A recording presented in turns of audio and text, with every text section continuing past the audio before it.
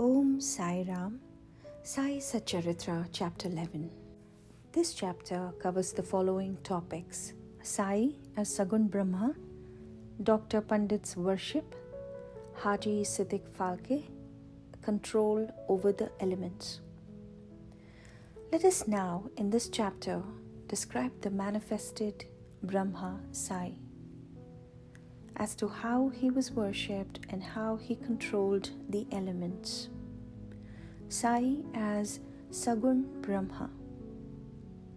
There are two aspects of God or Brahma.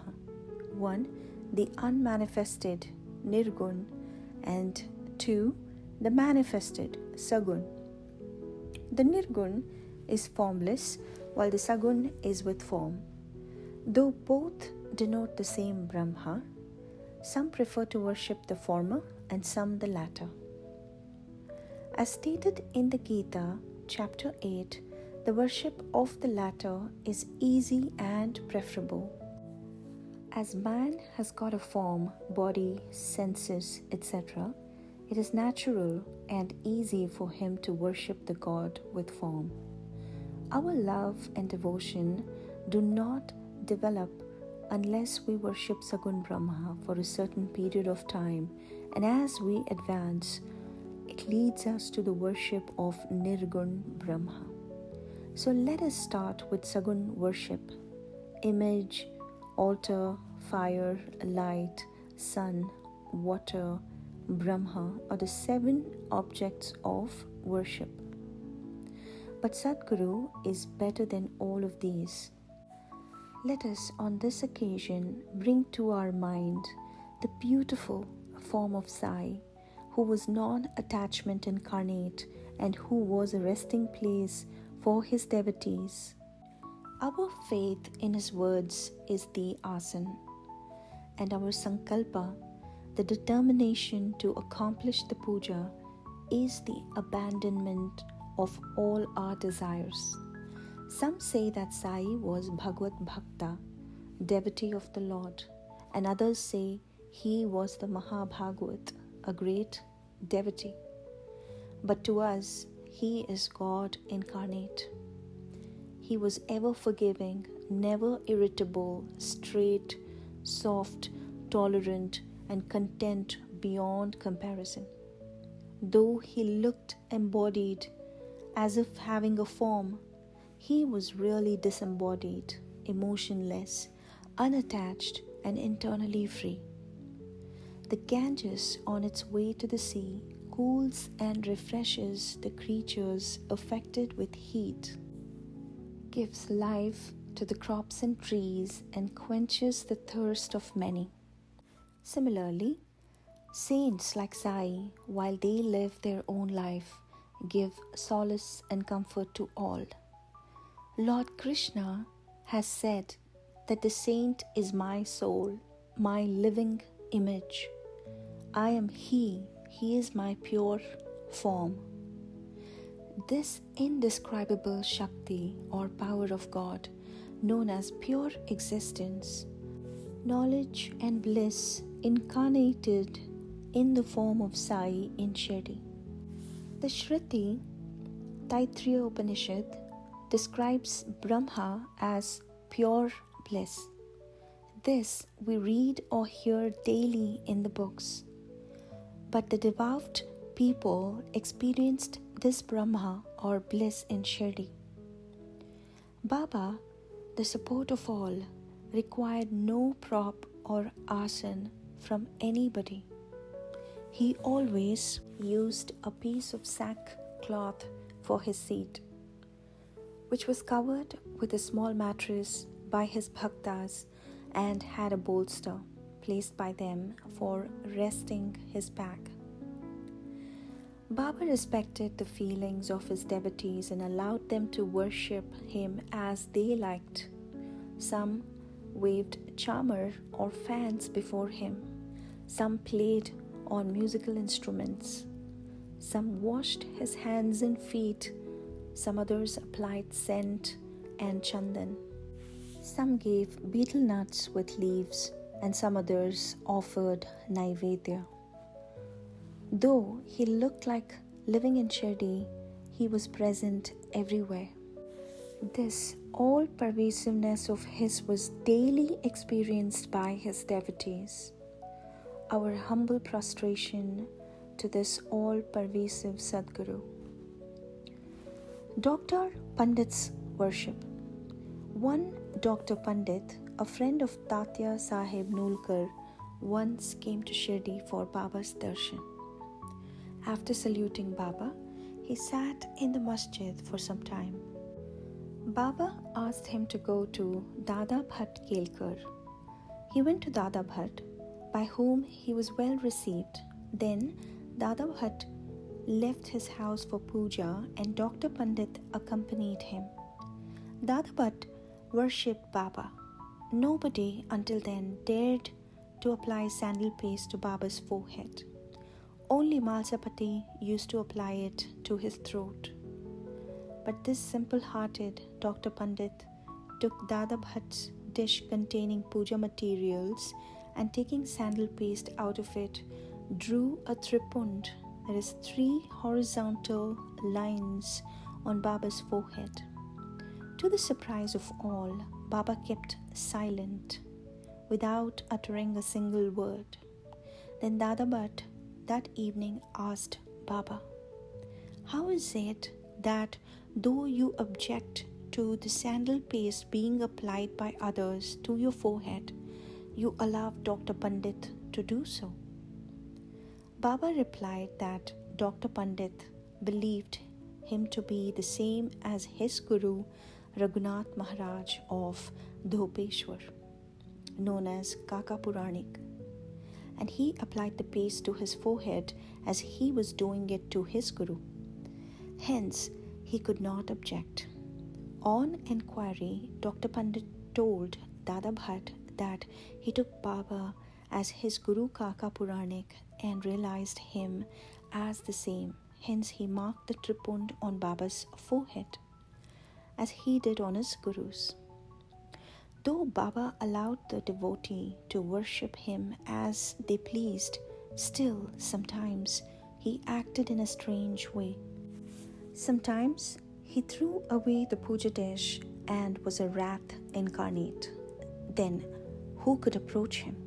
Sometimes he scolded the devotees. At times he looked softer than wax, a statue of peace and forgiveness.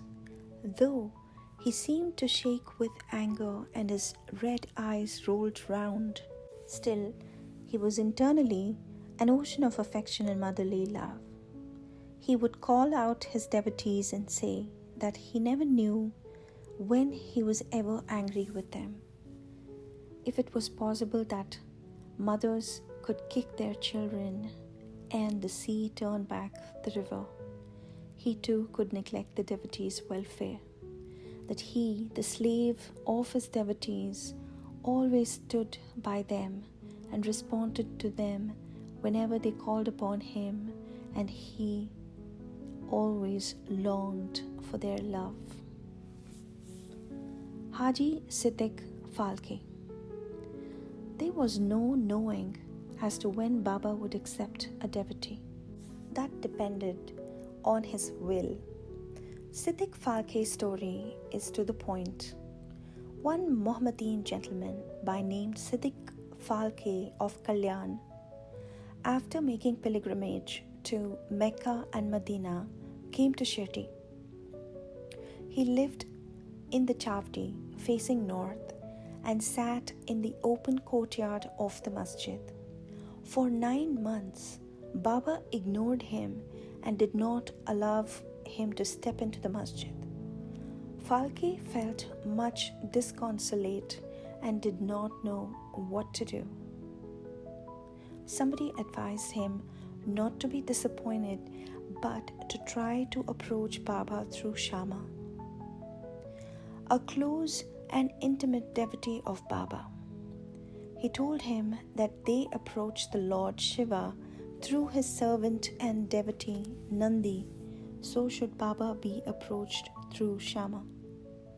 Falke liked the idea and implored Shama to intercede for him. Shama agreed and on a convenient occasion spoke to Baba about him. Baba, why don't you allow the old Haji to step into the masjid while so many people freely come and go? After taking your darshan, why not bless him once? Baba replied, Shama, you are immature to understand things. If the fakir Allah does not allow, what can I do? Without His grace, who will climb into the masjid? Well, go to him and ask him whether he will come to the narrow footpath near the Barvi well. Shama went and returned with an affirmative answer. Again, Baba said to Shama, ask him whether he is willing to pay me a sum of rupees 40,000 in 4 installments. Shama went and returned with the answer that he was willing to pay even 40 lakhs. Again, Baba said to Shama, we're going to cut a goat in the masjid, so ask him whether he would like to have its meat, haunch or testicles of the goat. Shama returned with the answer that the Haji would be happy to receive a small crumb from Baba's kolamba, the mud pot.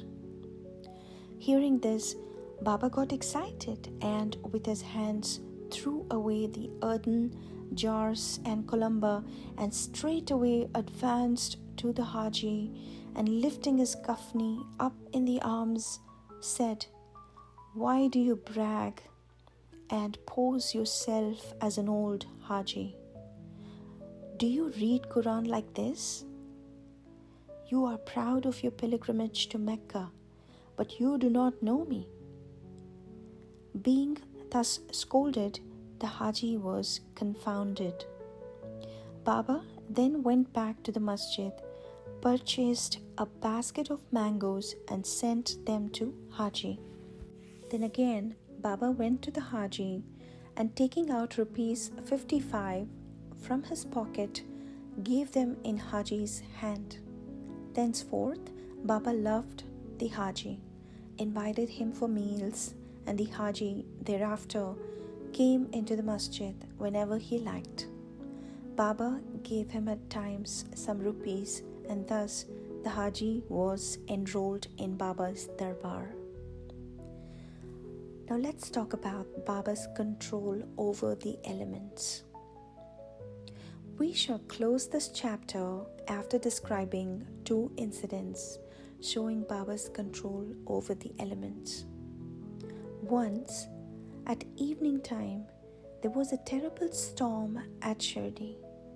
The sky was overcast with thick black clouds. The winds began to blow with great force. The clouds roared and the lightning began to flash and the rains started pouring in torrents. In a short time, the whole place was flooded with water. All the creatures, birds, beasts, and men got terribly frightened, and they all flocked to the masjid for shelter. There are many local deities in Shirdi, but none of them came to their rescue. So they all prayed to Baba, their God, who was fond of their devotion, to intercede and quell the storm. Baba was much moved. He came out and standing at the edge of the masjid, addressed the storm in a loud and thunderous voice. Stop! Stop your fury and be calm. In a few minutes, the rains subsided. The winds ceased to blow and the storm came to a stop. Then the moon rose in the sky and people went back to their home well pleased. On another occasion, at noon, the fire in the dhuni began to burn brightly.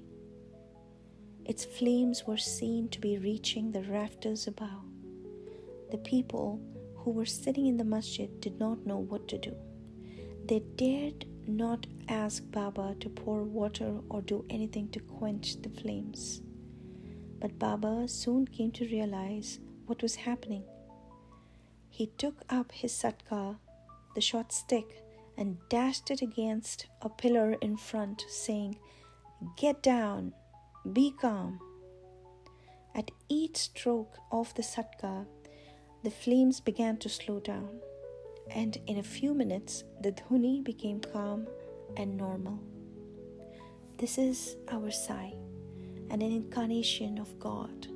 He will bless any man who will prostrate and surrender himself to him.